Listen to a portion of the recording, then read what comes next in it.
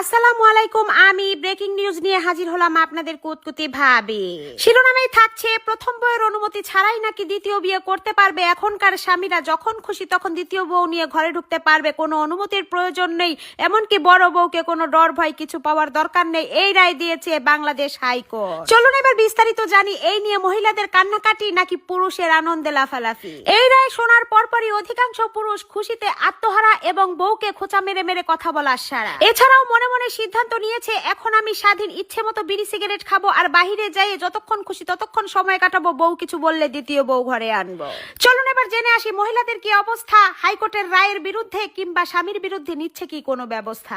ইতিমধ্যেই খোঁজ নিয়ে জানা গেছে, অধিকাংশ বউরাই নিজের বেডরুমের মধ্যে ছোট্ট করে আয়নাঘর বানানোর ব্যবস্থা শুরু করে দিয়েছে। আলমারি সাইজের হবে আয়নাঘর, যেখানে কোনো আলো বাতাস ঢুকবে না, বউ ছাড়া এই তালা আর কেউ খুলতে পারবে না।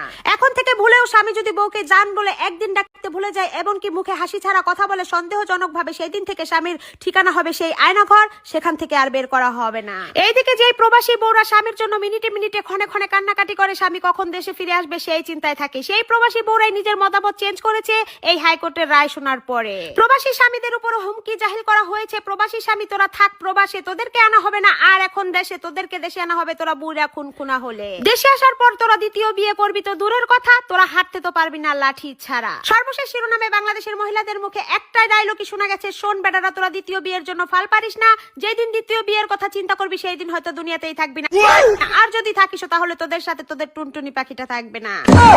এখন আপাতত নিচ্ছি সমাপ্তি। আমি মহিলা কমিটির লিডার কুতকুতি ভাবি।